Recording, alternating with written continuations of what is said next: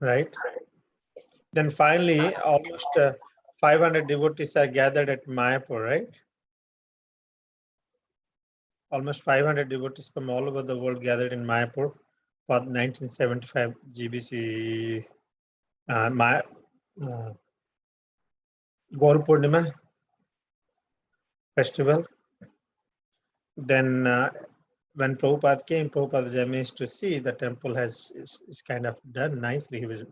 Everyone seems to very happy the way they made the temple. Nice, beautiful domes. For the Krishna Balaram temple is 3 domes. So many things has come, isn't it? Surabhi, it just came back. Everyone gathered for the temple inauguration. Prabhupada said, no compromise. We should have a very, very grand festival. Big people, influential people, governor is going to come. God brothers are going to come. It's like a first miracle of ISKCON, you can say. I don't think any other beautiful temple than ISKCON Vrindavan was formed by that time. Now also ISKCON Vrindavan looks good, nice. Okay. Actually, 500, no, 600 devotees. Oh, came to Vrindavan. Yes, around 600 devotees came to Vrindavan. Maybe I can read this again. Surabhi is very happy with Surabhi. He managed, did great job with less sleep, little sleep. Tamal Krishna Goswami is also very happy.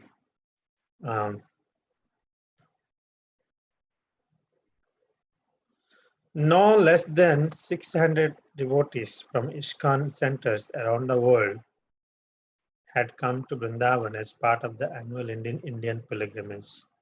The high point was to be installation of the deities and the opening of the temple. Final preparations were going furiously. Cleanups, decorations, cooking. Many important life members and guests had come and were staying in their private rooms in the 40-room guest houses. Oh, that's interesting. Already people have come and stayed there. First time. Prabhupada's vision had finally come to pass. He had created probably the most beautiful and opulent temple in Vrindavan. Certainly the one most alive with dynamic devotion and preaching spirit, and along with it had built one of the best local hotels for visitors with an eye for Krishna Bhakti. Touring the grounds, Prabhupada walked into the sunken courtyard. Its marble floor, clean and dazzling. There was no rented house in America. Something built. There is no rented house in America, something built for another purpose. It was a temple, like the temples in Vaikuntha described in Srimad Bhagavatam. It is heaven on earth, Prabhupada said. I think it surpasses all the temples in India. So, Prabhupada is very happy to see this temple the way it has come up. Prabhupada stood smiling before the tamal tree. Its venerable branches spread throughout one corner of the courtyard, and he recounted how there had been a discussion of cutting it down, and he had prevented it. Tamal trees are associated with the pastimes of Srimati Radharani and are very rare. In Vrindavan, there are perhaps only three, one here, only three. One here, one at Sevakunj, and one in the courtyard of the Radha Damodar temple. Nice. That the tamal tree was growing so luxuriantly, Prabhupada said, indicated that the devotees were performing genuine bhakti.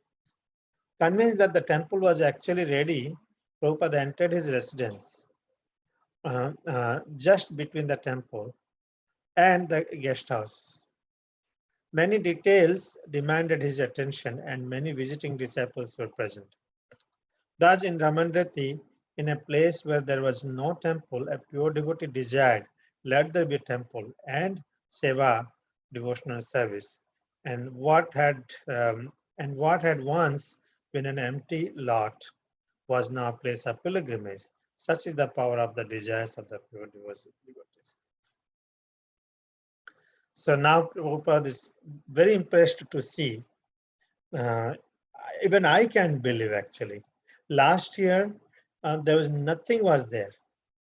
And within 9 months, it's like a miraculously everything stood up. And Prabhupada is very impressed that even the 5,000 temples are, they say that one of the best temple, lively. And it is true. The ISKCON temple in Vrindavan is the most lively and enthusiastic temple till now. If you go attend 24-hour kirtan, only ISKCON Vrindavan has a 24-hour kirtan. And very beautiful. Unbelievable experience actually. Especially in Kartik, you can go anytime, but Kartik is also, you can feel that you're in spiritual world. Thus, visiting pilgrimage is very essential part of Krishna Bhakti. We are planning to go to New Vrindavan next month. We'll send a message, whoever wants to, they can join. So pilgrimage is an essential part of Krishna Bhakti. Unfortunately in America, we don't go much. Anyway, so all the guest houses are ready, 40 guest rooms, and life members also came and occupied the place. Prabhupada is like so happy that it has a beautiful best of the temples and hotel. He toured and he got his room. He said that this place is Vaikuntha, as described in Srimad Bhagavatam. It's heaven on earth. I surpass all the temples. Now, when it refers to Tamal tree, I don't know how my eyes never fell. I never got an opportunity. It says the 3 Tamal trees. It is said that Tamal trees are like as a complexion like Krishna. Gopis hold the Tamal trees, assuming is Krishna in separation. And there are only 3 Tamal trees it is found. And one is at Damodar's temple. The other one is, where is that? Seva Kunj, where Lord Krishna offered service to Srimati Radharani. And the third one is in the temple. That's amazing. It's unique. So it is growing. So luxuriant, so it means our devotion is bhakti is growing. Very nice. So once upon a time, just a matter of time, there nothing was there. Now, by the will of the pure devotee, a beautiful temple has manifested, which is giving shelter to all the conditioned souls within this world, actually, whether yes or no. Because our mind is always thinking when we will go to Vrindavan, and when we think of Vrindavan, we think of Vrindavan temple, right? So that's the beauty. Epilogue is there. AJ, you can read this. Sure. Srila Prabhupada would often say of his devotional service in India, Vrindavan is my residence, Bombay is my office, and Mayapur is where I worship the Supreme Personality of Godhead. Bombay is the biggest commercial city in India. Prabhupada's business was pure devotional service to Krishna, and in Bombay he dealt more with the managerial aspects of Krishna consciousness in India. He had incorporated ISKCON in India with the main branch in Bombay. All other branches of ISKCON in India were therefore were legally part of the Bombay incorporation. In Bombay, Prabhupada had cultivated more lawyers and businessmen as life members and earned more friends of his society than in any other city in India. So whenever he was in Bombay, he often sought legal advice, not just about the Bombay Center, but also about his other affairs in India. Since Bombay was a modern city with professional and office facilities on a level with many Western cities, Prabhupada wanted to locate the Indian division of his book trust there for printing Hindi translations of his books, as well as English versions for the Indian market. Bombay, unlike Vrindavan and Mayapur, was not a Dhamma, but a bustling, wealthy city. ISKCON's biggest donors lived there. Although Srila Prabhupada's demeanor was entirely transcendental in Bombay, and his activities were often the same as elsewhere, speaking on Bhagavad Gita and Srimad Bhagavatam and worshiping the deity. Nevertheless, Prabhupada called it his office. And though it was his office, he wanted a temple there. Mayapur, Prabhupada said, is where I worship the Supreme Personality of Godhead. Prabhupada conceived of a temple to be built in Mayapur that would be the grandest of all temples in his movement. He and his devotees would worship the Supreme Lord, the Supreme Lord there in such a magnificent style that the whole world would be attracted to Prabhupada's place of worship, the Mayapur Chandrodaya Mandir. According to the Srimad Bhagavatam, the prescribed worship for this age is Sankirtan, the chanting of the holy names of God. Sankirtan worship emanated from Mayapur, the original Dhamma of Lord Chaitanya. In the age of Kali, states Srimad Bhagavatam, the Lord Krishna appears in golden form as Lord Chaitanya, and his activity is to chant Hare Krishna. People with sufficient intelligence will worship him in this form. Srila Prabhupada wanted to make the most wonderful worship of Chaitanya Mahaprabhu in his birthplace, and thus completely fulfill the predictions of the previous acharyas, who foresaw a great Vedic city rising from the plains of Navadvipa. Mayapur could also be considered Prabhupada's place of worship because his spiritual master, Bhaktisiddhanta Saraswati, had preached extensively there, and because his samadhi was there, Since Srila Prabhupada's entire preaching mission was in service of his spiritual master, he worshipped his spiritual master through preaching in Mayapur. Mayapur was the origin and symbol of preaching Krishna consciousness, because there Lord Chaitanya and Nityananda actually began the Sankirtan movement that Prabhupada was now carrying all over the world. So I'm not sure why they called this an epilogue when there's still another dozen chapters, but is after this a third volume, maybe? I don't know. Yeah. You should explain. Yeah. Okay. So, it talks about Prabhupada would, kind of separated India into three places for himself, right? Vrindavan as his residence, Bombay as his office, and Mayapur being where he worshipped Krishna.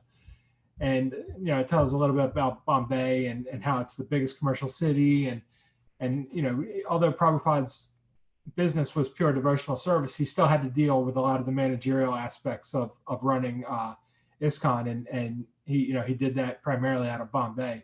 That's where they were incorporated, and most of the people there were, he met a lot of lawyers and businessmen, and so he'd also often, when he was in Bombay, he'd seek out those folks for legal advice, not just for Bombay but for all of the India centers. And he also wanted to locate the Indian division of BBT there, and for them to do the Hindi translations as well as English versions to be sold in India. And he was saying, it's different than Vrindavan and Mayapur because it was this big, bustling city, very wealthy city, and a lot of ISKCON's biggest donors were from there. But he still did all the same things there as well, right? He'd go and he'd preach about, speak on the Gita and Srimad Bhagavatam and conduct deity worship. But he still referred to it as his office, and he also still wanted a temple there nonetheless. Then he talked about Mayapur, saying that's where he worships Krishna, and you're saying, because he wanted to build the biggest temple of all there, the grandest temple that the whole world would be attracted to, and that was the Mayapur. Was it the Mayapur Chandrodaya Mandir? And then it talks about how in Bhagavatam and Srimad Bhagavatam it says that for Kali Yuga the age the prescribed method of worship is kirtan, and that's chanting the holy names, and that chanting, that Sankirtan movement was started by Lord Chaitanya and Nityananda in Mayapur. And it talks about how Krishna, when he appeared in his golden form as Lord Chaitanya, with the purpose of spreading the Sankirtan movement and chanting Hare Krishna, and by building a temple there, it would help fulfill the predictions of the previous acharyas. And it was also where Bhaktisiddhanta Saraswati had done extensive preaching. And since Prabhupada's mission was as a result of his service to Bhaktisiddhanta Saraswati, he also was preaching in Mayapur, and that was kind of his main place of worship as a result. Did I read one more? Yeah, I think that was the last That also. Did you read that one? Bhakti, you had read it? The This one one? about Bhaktisiddhanta? Yeah. Yeah, I read that one. I didn't read the next one though. Okay.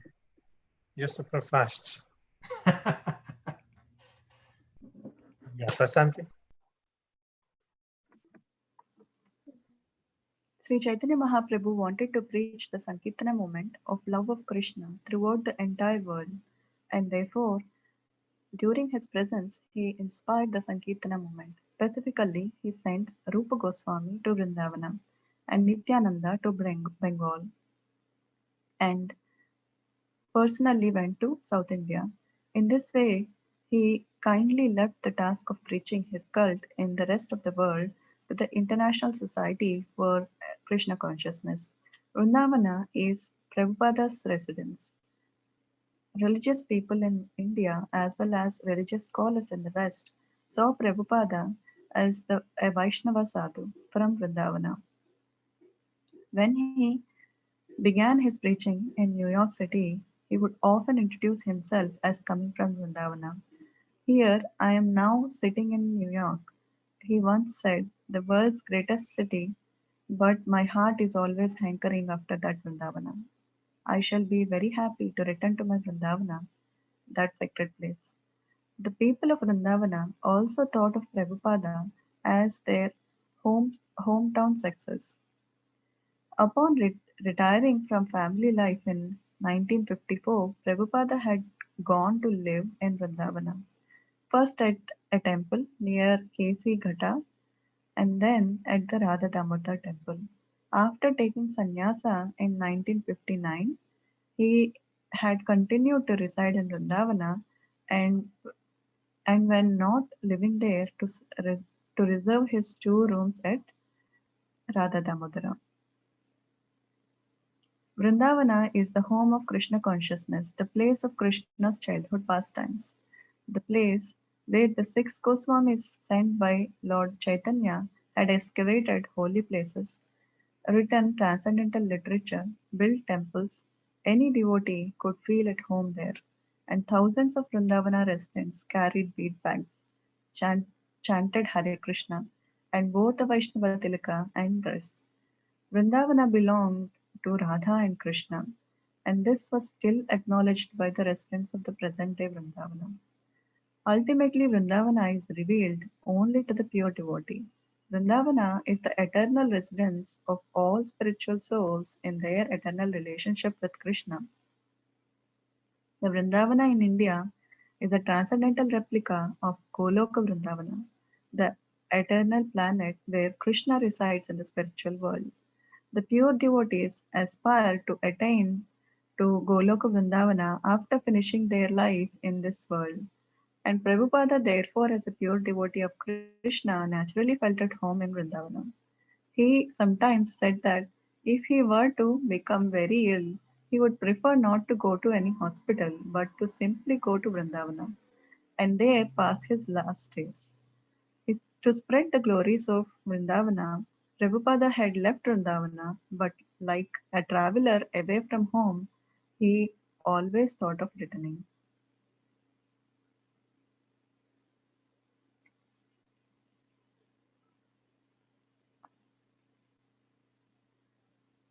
So Chaitanya Mahaprabhu Chaitanya Mahaprabhu preached the Sankirtana movement all throughout the world. He sent Rupa Goswami to Vrindavana and Nityananda to Bengal, and he personally went to South India. And he left preaching to international places to ISKCON.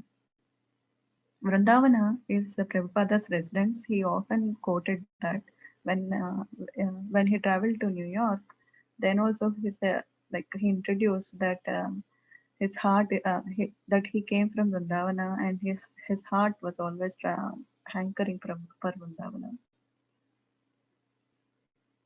And the people in Vrindavana were also so happy that their resident Prabhupada had so much success.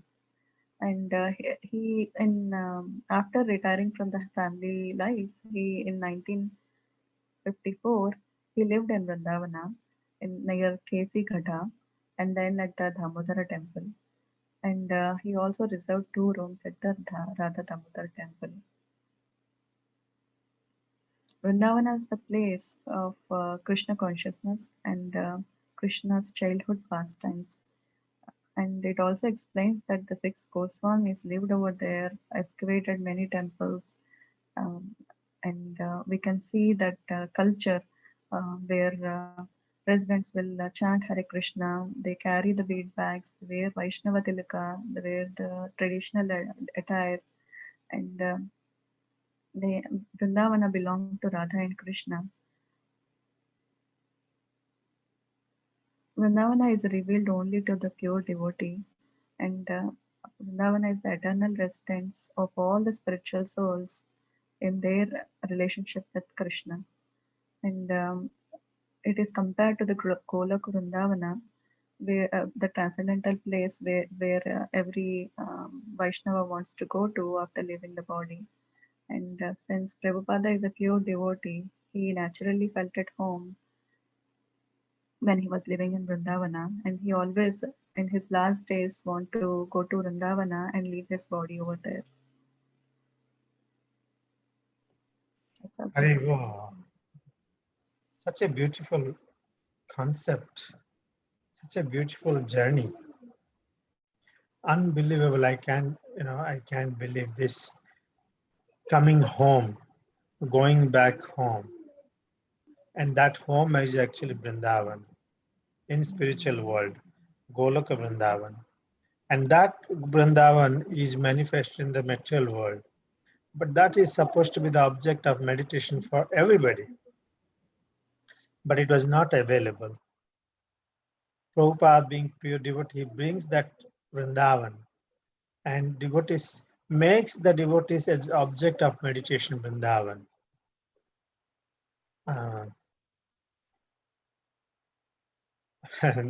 Just thinking of Vrindavan, one will certainly go to spiritual world. That's why there's so many prayers also, meditational prayers.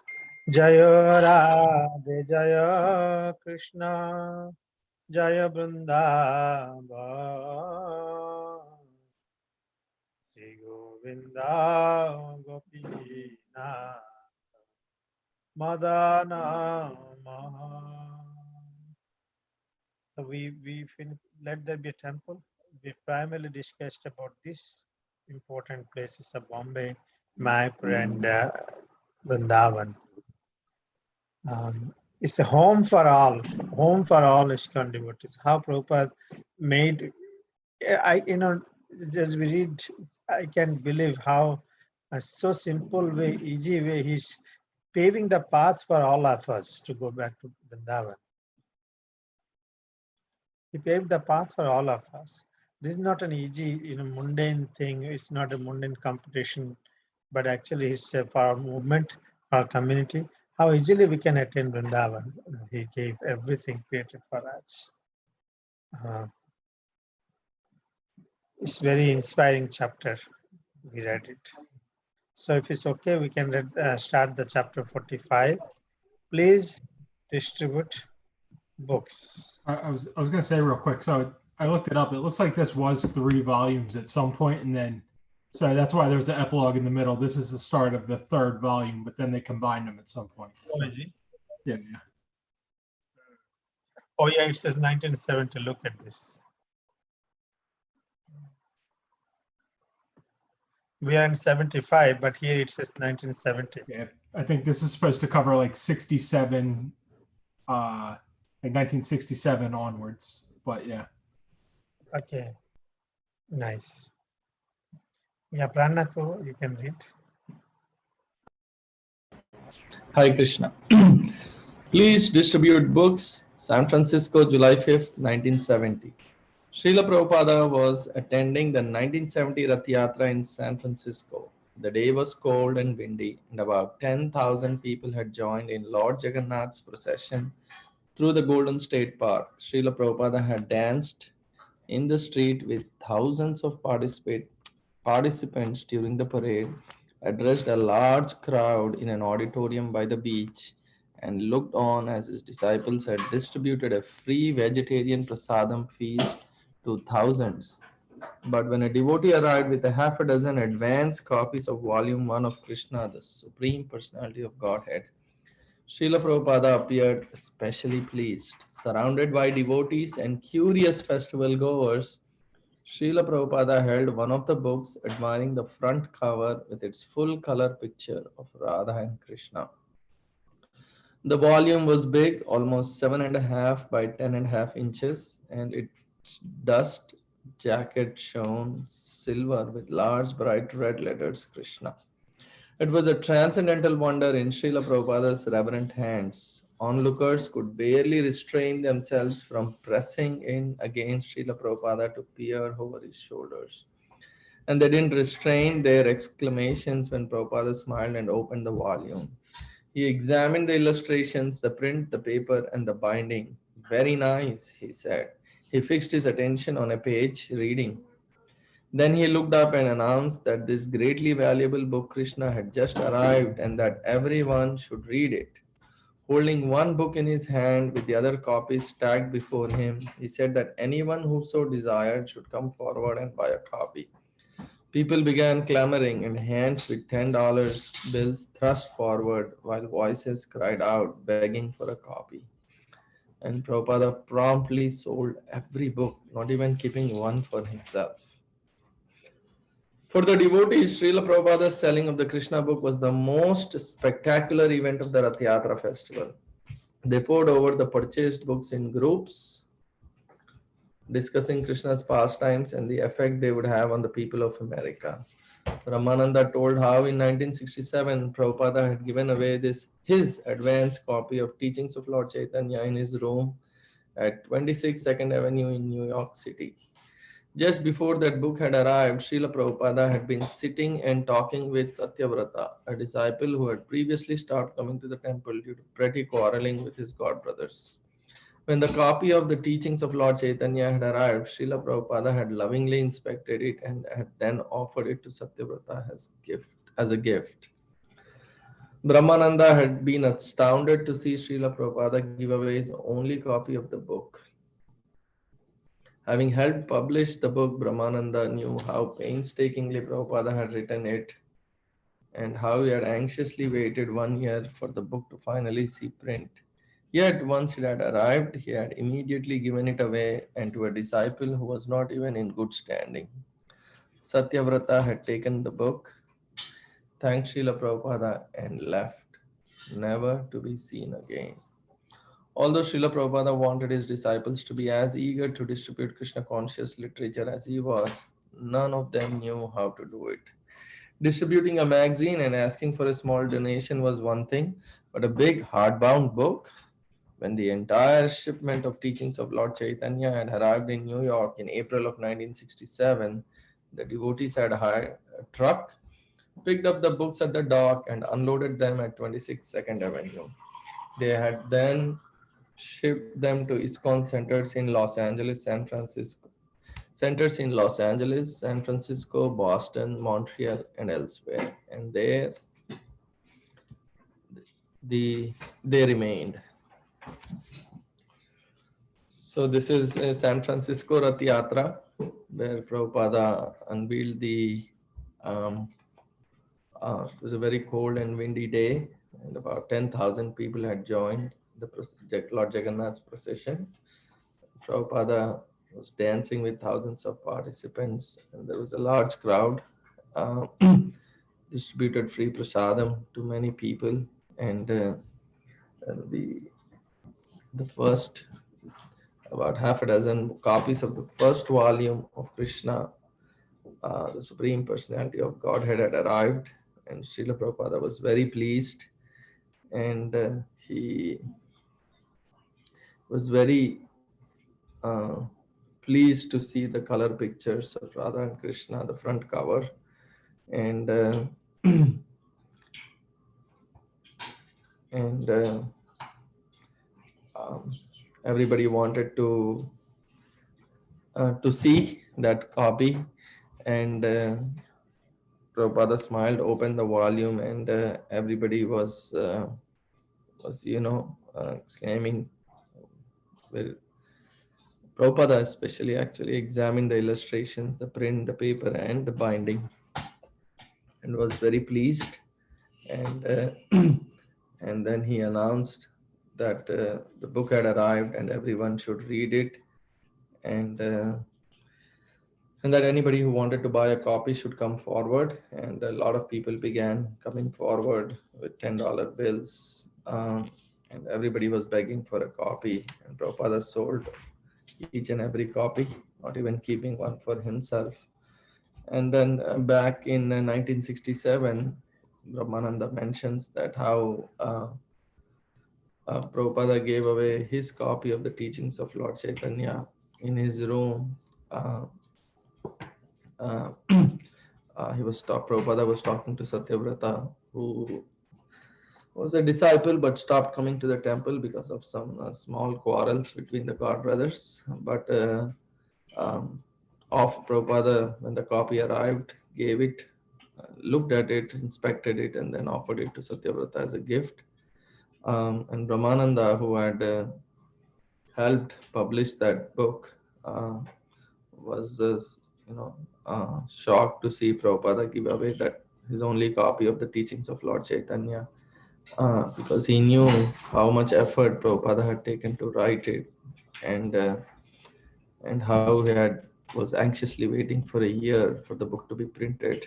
But when it arrived, he immediately gave it away, and that too to somebody who was at that time not in good standing. And Satyavrata took the book, was thankful to Srila Prabhupada.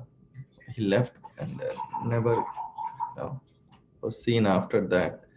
Um, and Prabhupada wanted all his disciples to eagerly distribute all the Krishna conscious literature, and um, but nobody knew how to distribute, and distributing the magazines and asking for a small donation was one thing, but a hardbound book. So and back in New York, when that whole shipment of the teachings of Lord Chaitanya had arrived, devotees had a truck, picked up the books at the dock and unloaded them at the 26th Avenue. And then they shipped all these teachings of Lord Chaitanya copies to different centers in Los Angeles, San Francisco, Boston, Montreal, and other places.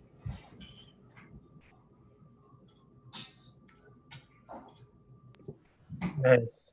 $10 Krishna book that time. Wow, that's very good. I think it's a highly priced, but it looks like everybody took. Now also we are giving in 10. If you say it should have been $200 then. I don't know how much was the printing cost back then, Prabhu, but yes. Yeah. Cost we had, no? We read it, right?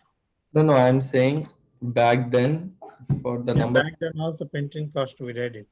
Prabhupada bargained, at least Bhagavad Gita, bargained. Tamal Krishna Maharaj and Prabhupada both very. Anyone remember? Is it 1.8 or something like that?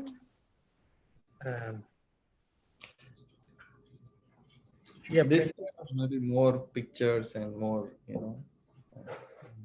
but still $10 was very high. But looks like everybody took. That's a very wonderful thing. Yeah. Okay, Nipa.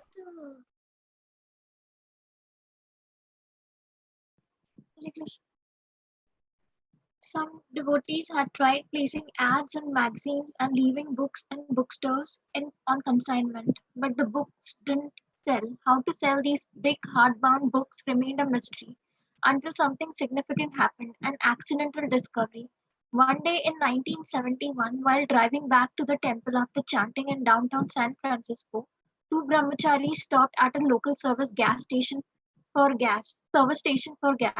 When the attendant came to the window for money, one of the devotees showed him a Krishna book. The attendant seemed interested, and the two devotees began preaching the glories of Krishna consciousness. When they suggested he take the book as payment for the gas, he agreed. Astonished at what had happened and inspired at their success, the two brahmacharis went the next day with several Krishna books and stood in front of a grocery store. And again it happened. This time they sold two books. Keshwa, the San Francisco temple president, phoned his GBC supervisor and brother, Karandara in Los Angeles to tell him what had happened. It's like a miracle, Keshava explained. Karandara encouraged him to experiment further, and soon the San Francisco temple had half a dozen men going from door to door showing the books to people in their homes. When Buddhimanta began selling as many as 5 books in a day, the devotees in other temples, especially Los Angeles, San Diego, Denver, wanted to follow his example. And whoever tried it and sold a book became caught up in a euphoric excitement. The experience and testimonies of devotees selling Srila Prabhupada's book describes as describes a special taste distinct from the happiness young men might ordinarily experience by stumbling upon a sales technique and finding themselves on the verge of making a lot of money. The difference is that the devotee's book distribution, being devotional service to Krishna, produces an ecstasy that is transcendental, an ecstasy far beyond even the greatest material happiness. Ordinary business and the business of selling Krishna conscious literature are as different as material life from spiritual life, and anyone observing spiritual life from the material point of view will not understand. Bhakti Siddhanta Saraswati has compared such empirical attempts to understand the ecstasy of Krishna consciousness with attempts to taste honey by licking the outside of the bottle. The young men and women beginning to distribute books in America knew that Srila Prabhupada, by giving them consciousness had saved them from hellish life, and they wanted to help him give Krishna consciousness to others. And such preaching by distributing the books was ecstasy, spiritual ecstasy.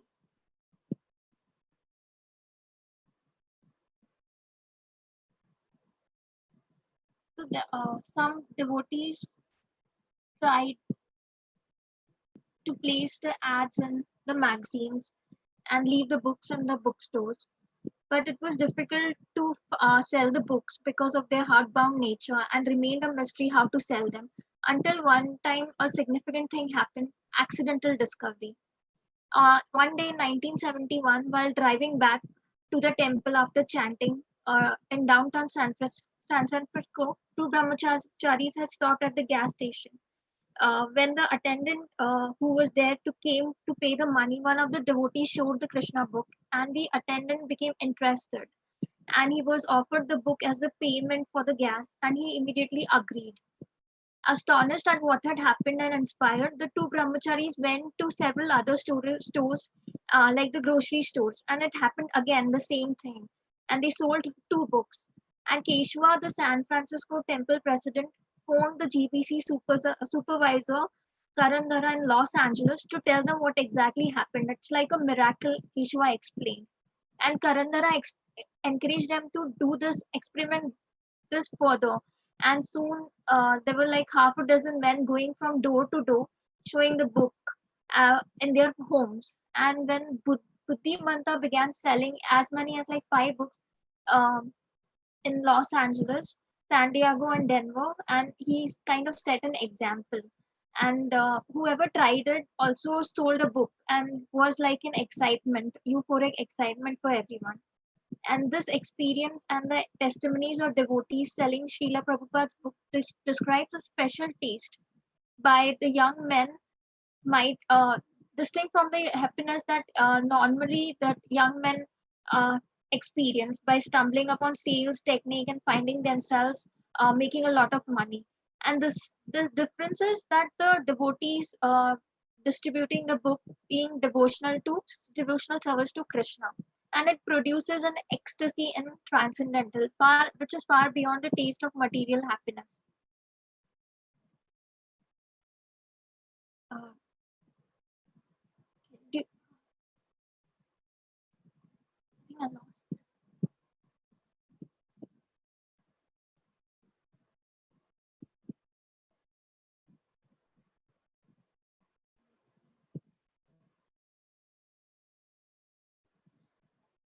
a little down, yeah. It was, and Vasudev mentioned that. yeah, I passed it. It was like an ecstasy beyond the.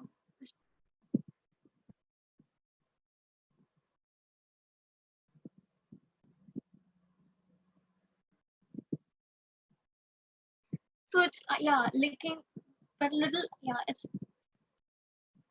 So experience was different from the material happiness, and ordinarily the business of selling Krishna conscious literature is different from material life. And anyone observing spiritual life from a material angle will not understand this point. Bhakti Siddhanta Saraswati has compared such attempts to understand the ecstasy of Krishna consciousness, and it's described as tasting the honey by licking the outside of the bottle.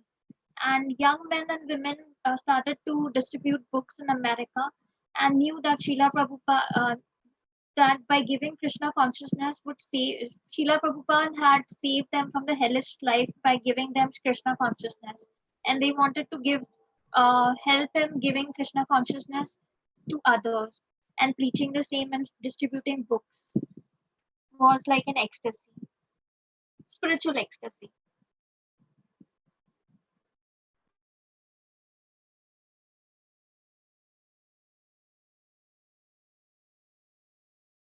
Second Prabhu, did you read? No, right? I'll read, yeah. Yeah. Hare Krishna. By mid-1971, the temples were selling hundreds of Krishna books a week. Karandara, Prabhupada's book fund manager, began sending Sankirtan newsletters to the North American temples and to Srila Prabhupada. By listing the monthly results of each temple's book distribution, the newsletters incited competition. Karandara's December 1971 newsletter summed up the mood of the year and urged the devotees to increase. Recently, in an all-out program to sell books, the San Francisco temple has been averaging 20 Krishna books per day distribution. What is the technique? Keshav Prabhu says, simply we make it our priority activity. All you have to do is want to do it and then try as hard as you can. Everywhere we go, we carry back to Godheads and Krishna books. He says, on street, SKP, door to door, to the laundromat, to the store, everywhere. We have been taxing our brains in so many fancy and complicated ways to try to increase sales. But as it has been experienced, nothing is more successful than simply taking the books personally in hand and going door to door with this causeless mercy. Just consider how many hours a day do we spend specifically trying to distribute Srila Prabhupada's literature, which is the dearest thing to him. The crowning touch to end the year Sankirtan, however, came not from the newsletter, but from Prabhupada himself, who wrote to Keshava, the king of Krishna, book distribution. I've been receiving so many reports about how my disciples from the San Francisco temple cannot be surpassed by anyone in distributing my books. Sometimes they're selling as many as 70 Krishna books daily. So if this is true, then certainly when I return to the US, I must come and stay in your temple. By distributing my books profusely, you are giving me great encouragement to translate. And you are all helping me to fulfill the order which Guru Maharaj gave me. So I am so much grateful to you, and I'm sure Krishna will bless you a million times over for doing this work. I hope that you and all my beloved disciples in San Francisco temple are in strong health and jolly mood. Copies of this letter went out to every ISKCON center. Prabhupada had always given his blessings to all the devotees, but never before could anyone recall his saying a devotee would get Krishna's blessings a million times over. Although a letter from Prabhupada usually instructed a specific devotee, the instruction often had universal application, and Srila Prabhupada's letters made clear his disciples' top priority, book distribution. I am very pleased to hear that you are increasing in your book distribution of our books and magazines. This is a good sign that your preaching work is also strong. The more you increase your strength in preaching, the more you will go on selling books. I want especially that my books be distributed widely.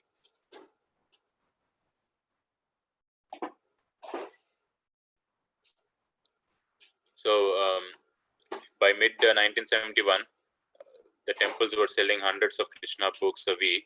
And Karandara, who was the Prabhupada's book fund manager, he began sending Sankirtan letters to all the North American temples and to Prabhupada, which shows the results of each temple's book distribution. And this created a competition among all the temples. And everyone was urged to increase their book distribution efforts. And the San Francisco temple, which was headed by Keshav Prabhu, they were averaging 20 Krishna books per day. And their technique was basically making it their priority activity.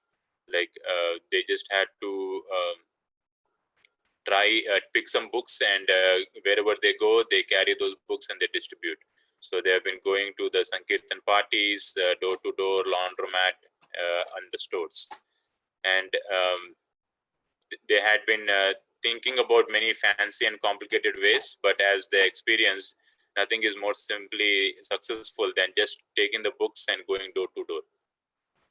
And this was very dear to Prabhupada, like distributing Prabhupada's literature. The crowning end to that year Sankirtan came not from the newsletter, but from Prabhupada himself when he wrote a letter to Keshav Prabhu, and he called him the king of book distribution, Krishna book distribution. So he says that if that is true, that they're selling as many as 70 Krishna books daily, then certainly he'll come to the US and stay at the San Francisco temple. And he also says that by distributing the books, you're actually encouraging me to translate more and helping me fulfill the order of Prabhupada's Guru Maharaj. And he also says that Krishna will bless 1,000,000 times over for doing this work. And when this letter came, this letter was also distributed to all the other temples, and they were specifically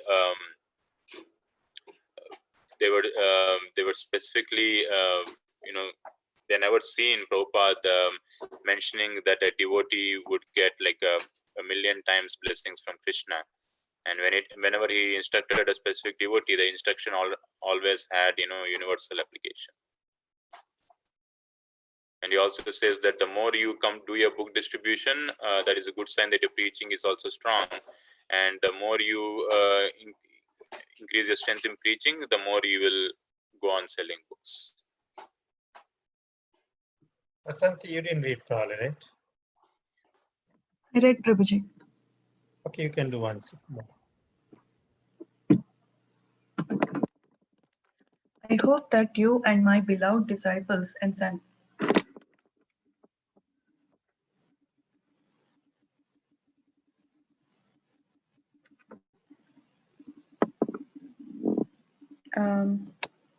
I think it is, you need to move a little bit up, Prabhuji.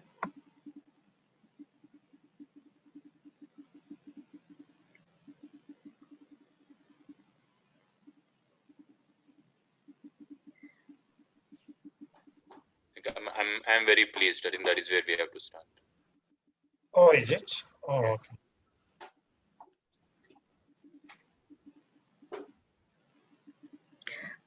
I'm very pleased to hear that you are increasing in your distribution of our books and magazines. This is good sign that your preaching work is also strong. The more you increase your strength in preaching, the more you will go on selling books. I want especially that my books be distributed widely. Prabhupada's ambition was to replace mundane literature with transcendental. At least in every home there should be one piece of Krishna's literature, he reasoned, because if a person read only one page, his life could be turned towards perfection. If 1% of the readers become devotees, he wrote, that will change the world. Whereas mail order advertisers were satisfied with a 5% response. Srila Prabhupada spoke of an even smaller percentage, 1%, whom he thought could become pure devotees in response to receiving a book. Lord Krishna also confirms that this in Bhagavad Gita, out of many thousands among men, one may endeavor for perfection, and of those who have achieved perfection hardly knows me in truth. To make the world Krishna conscious, therefore, would require that millions of pieces of transcendental literature be distributed. Srila Prabhupada wanted his disciples to understand why they should distribute his books, and he instructed them through his letters. Why God is can be summed up, who God is can be summed up in only 5 words. Krishna is the supreme controller. If you become convinced of this, and preach it enthusiastically, success is assured, and you will be doing the greatest service for all living entities. He wrote to Jaya Advaita. These books and magazines are our most important propaganda weapons to defeat the ignorance of Maya's army. And the more we produce such literature and sell them profusely all over the world, the more we shall deliver the world from the suicide course. To Jagadisa, he wrote, I am encouraged to see your reports of books sold because it proves that you consider it your responsibility to see that more and more people are reading our literature. Actually, this is the solid basis for our preaching work. No other movement has got such profuse authority for preaching. And if someone reads our Krishna conscious philosophy, he becomes convinced. Prabhupada continued to insist that all major Krishna conscious programs be maintained, including deity worship, chanting Hare Krishna in public, and holding outside lectures. All programs were important, but book distribution, whenever possible, should accompany the programs. To a sannyasi whose main program was public lecturing, Prabhupada wrote, distribute books as many as possible. If anyone hears some philosophy from us, that will help him. But if he purchases one book, that might turn his life. So selling books is the best preaching activity. Sell books, hold kirtanas in public places like schools and colleges, and preach.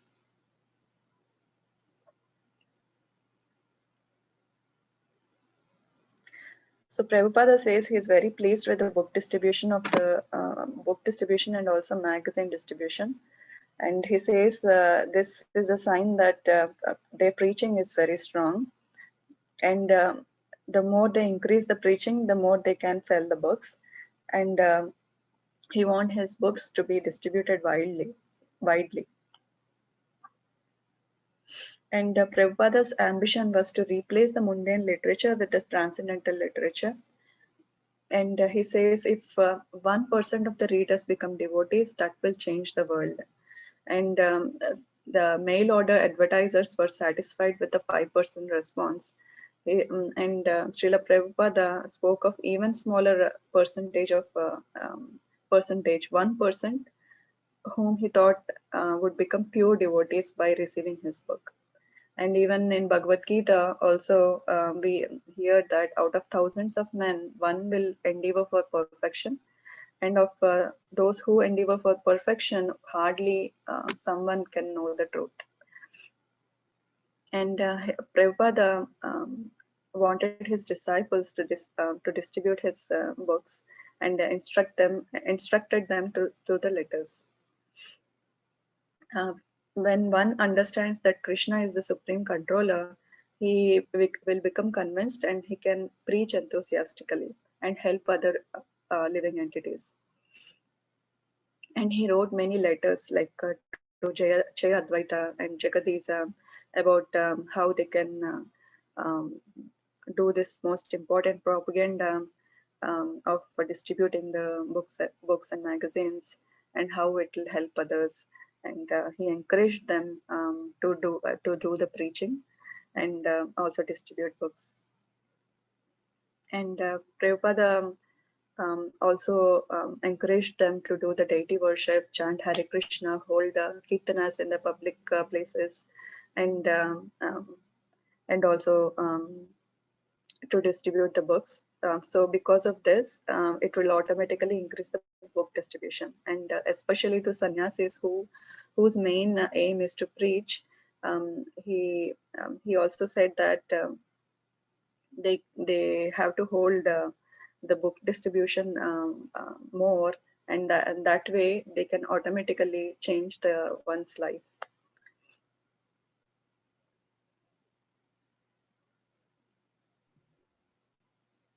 Thank you so much. I hope we got a very beautiful instruction, isn't it? Is it clear for us what is preaching? Hope we all can try within our capacity and do Sankirtan, Harinam, and book distribution. Hope we can increase more and more. I think this is the best time, isn't it? We discussed AJ that in winter people will need something to read. Hope that we can reach out and make any maybe see if we can do some Facebook advertisement, something like that. It's good. At least Krishna book they do is going to help everyone a lot. If Bhagavad Gita is very heavy, at least Krishna book they can be very nice. Okay, go on. During this period of increasing book distribution, one of Srila Prabhupada's newly initiated sannyasis concocted the idea that the devotees should spend much more time studying. While visiting the New York temple, the sannyasi openly advocated that devotees read Srila Prabhupada's books 5 to 8 hours daily. The temple was following a new schedule Srila Prabhupada set up, with devotees attending the morning program, going out all day for street chanting and book distribution, and returning in the evening for a class on Bhagavad Gita. But now controversy arose and an urgent phone call was placed to Srila Prabhupada in Los Angeles. When Srila Prabhupada heard the details from his secretary, he immediately responded. My reply is that this Sankirtana street chanting must go on. It is our most important program. Lord Chaitanya's movements mean the Sankirtan movement. You may simply take 2 hours for chanting 16 rounds daily, 2 hours for reading congregationally, and balance of time to go out for Sankirtan. We must do both reading books and distributing books. But distributing books is the main propaganda. Reading in class for 2 hours is sufficient. And other reading can be done in spare time if one has got it. It is not that one has to always be reading. 1 hour morning for Bhagavad class, 1 hour evening either Bhagavad Gita or Nectar of Devotion. That is sufficient. January 1972. You should always think of new outlets for distributing my books. Srila Prabhupada wrote to Jagadish. And new outlets the devotees found, shopping centers, and malls, parking lots. They were meeting more people than ever before. By entering the malls and shopping centers, the devotees plunged into the heart of American society, meeting pious and impious, rich and poor, black and white. Book selling was still difficult, but the devotees persevered, carrying their heavy book bags and distributing the literature they knew could solve all problems. The devotees saw the shoppers as many walking victims of material energy, people living for sensual and mental pleasure, and therefore doomed to an unauspicious death. But any serious devotee could philosophically explain from Bhagavad Gita the predicament of the materialist. But now they were directly witnessing this play, and by Prabhupada's mercy, they were working hard to deliver the missing essence of transcendental knowledge to the bewildered souls. Then came the discovery of traveling from town to sell books. Some of the brahmacharis in Los Angeles had been feeling that by staying in the temple, they were wasting time they could be using for book distribution. So they loaded a van with Krishna books and went to areas where they could camp for a week, live a simpler life, and distribute books as many hours a day as they liked. This traveling Sankirtan produced another significant increase by creating an environment wherein the men could become fully absorbed in their work. The new program spread quickly throughout the ISKCON world, and Srila Prabhupada liked it.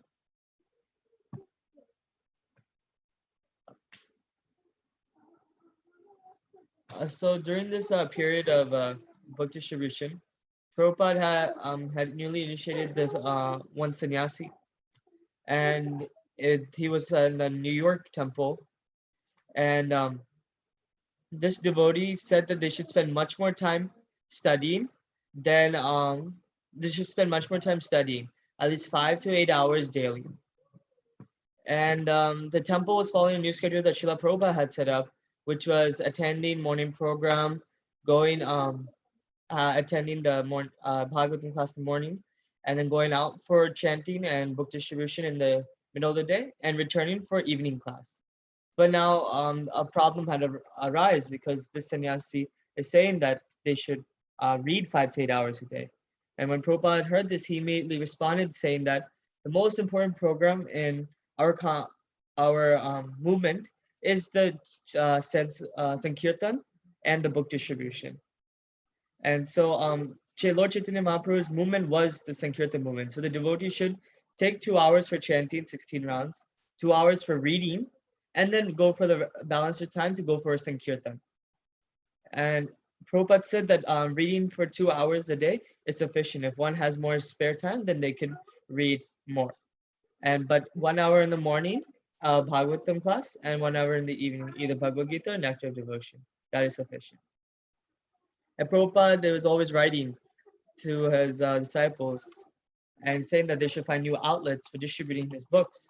And the devotees entered deeper and deeper, and they found themselves in shopping centers, malls, parking lots, and they were meeting more and more people than ever. But these people were the ones who were deeply in the materialistic, like material energy, and they had plunged deep into the heart of the American society. But even though it was difficult for devotees, they still carried on, and they knew that this literature can help save many lives of the people. And at and they knew and the devotee could philosophically explain why the Bhagavad Gita was the solution to the people's problems. And through Prabhupada's mercy, they were able to deliver the missing knowledge to the people. And then some of the brahmacharis started doing the traveling Sankirtan group, which was they would go for a week camp, stay in the vans, and they could travel wherever they want and distribute wherever they want as long as they want. In this way, they were fully absorbed in their work, and Prabhupada liked it, and it spread quickly throughout the entire ISKCON. Yeah, this is going on now also. Several devotees, even several Matajis also were engaged in that, amazing, but they stopped. So inspiring to see this. Maybe AJ, you can finish Benito. I'm very glad to hear from you. Oh, let me try that again. I'm very glad to hear from you the wonderful news of traveling party in England. I think the people of that place are becoming more and more inclined for this Krishna consciousness movement.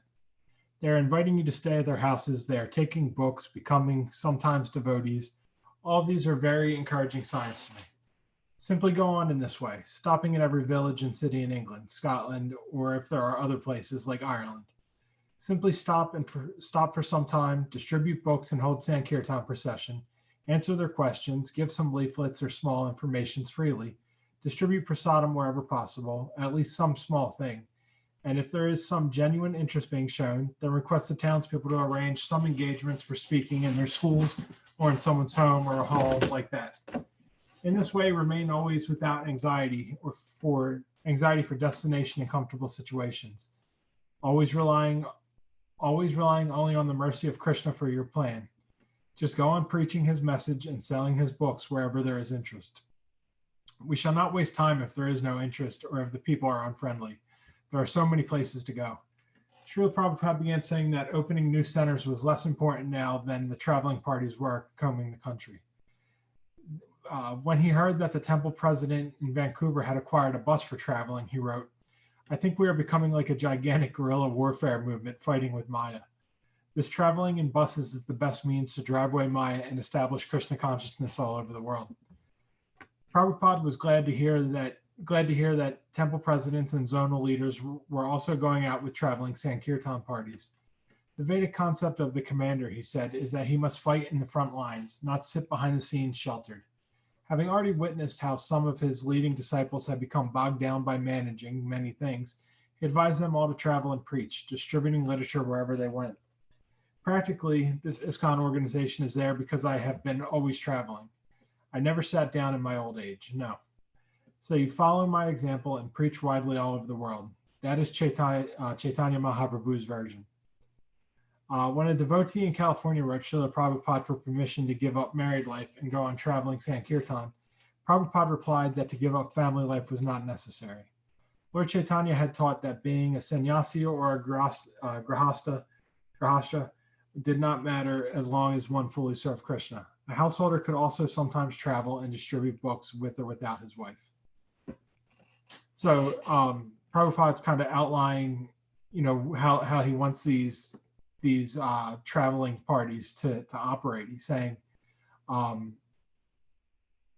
think you went too high there. Yeah, there you go. So he gets this feedback from the folks in England, and he's they're giving him the good news on how things are going. So he says, you say, hey, this is it sounds like these people are becoming more inclined and open to Krishna consciousness. He's like, they're inviting you to stay at their houses, they're taking books, some are even becoming devotees. It's like, these are all very good things. So he's saying, keep doing this. Go, just keep going. Stop in cities everywhere, right? Stop in England, Scotland. Like if there's other places like Ireland, stop there too. And he's like, stop for some time, hand out books, hand out literature, give out prasadam, hold kirtan. And if people are interested, if you go somewhere and people seem to be enjoying the message, try to get them to arrange for opportunities to speak in schools or a hall or even someone's home. He said, just do this, but don't be anxious about where you're supposed to be going or what's next, or if you're going to have a good place to sleep that night. Just rely on Krishna's mercy, and he'll take care of the planning for you. So just keep going on, preaching the message, selling the books, and anywhere there's people interested. And if people aren't interested, don't waste your time there. Move on to the next place. It's like there's so many places to go. There's no point in barking up the wrong tree if people aren't interested. At that point, after opening so many centers, he said, right now opening new centers is less important than these traveling parties that are out, preaching and selling books. And he talks about, and we've heard about this before when he was talking to another devotee about, like, hey, get a bus, right? This guy in Vancouver got a bus. The temple president in Vancouver got a bus, and he's traveling all over. I really like the next line where he says, we're becoming a gigantic guerrilla warfare movement fighting with Maya. Like, that's a great way to put it. They're just out on the streets, jumping, taking any chance they can, getting people who, when they least expect it, that kind of deal. So he's saying, and doing that by bus, where you can pack a bunch of devotees on a bus and head out, have all your stuff right there, is the best way to do this. And he was saying, he was also glad to hear that the temple presidents were going out and being part of these traveling Sankirtan parties. And again, it talks about, a commander should be on the front line, not sitting in the background, just making moves. So, and you're saying, since he saw other, and I can't remember the devotee's name, but he talks about it another time where he says, the devotee was complaining. He's like, I have to deal with this and that and all this other like business stuff. And it was taking away from his ability to serve Krishna in the way he thought he should. So he says, these temple presidents were getting bogged down by managing, day-to-day business type stuff. So he said, go out and preach and travel and distribute books, like do that instead. And he says that, ISKCON exists because, I've always been traveling. I've been out nonstop, and I'm old at this point, and I've never sat on the sidelines. I've always been doing it. So he's saying, follow that example, preach widely, or preach all over the world, keep traveling. It says this is Chaitanya Mahaprabhu's version. I have a feeling it's Chaitanya Mahaprabhu's vision is probably the right line. But yeah, and then he talks about one devotee was saying, hey, I need to leave my wife if you want me to go traveling. And the guy says, Prabhupada comes back and says, Chaitanya said you don't need to be a sannyasi to fully serve Krishna. You can still do that in householder life. So he said, take some time off and go distribute books with or without your wife. You don't need to leave her. So.